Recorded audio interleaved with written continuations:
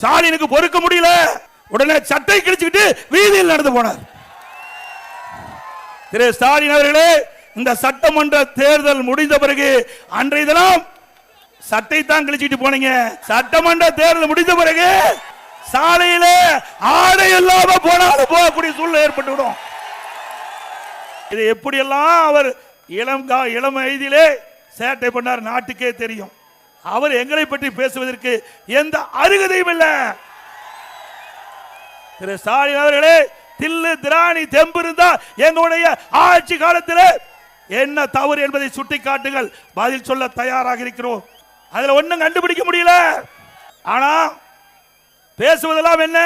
எடப்பாடி பழனிசாமி பாஜக கட்சிக்கு அடிமை.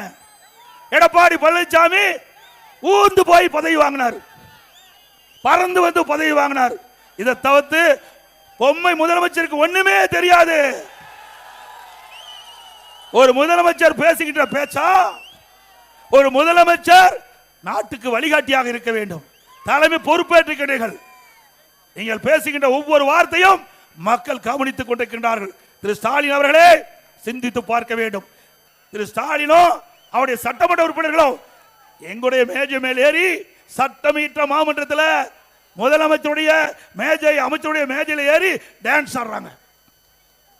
இவரெல்லாம் நாட்டை காப்பாற்ற போறாங்க. சிந்தித்து பாருங்க. எங்களை பத்தியா விமர்சனம் செய்யற திரு ஸ்டாலின் அவர்களே, நீங்க உங்க அப்பா வழியில நீங்க முதலமைச்சர் ஆனீங்க.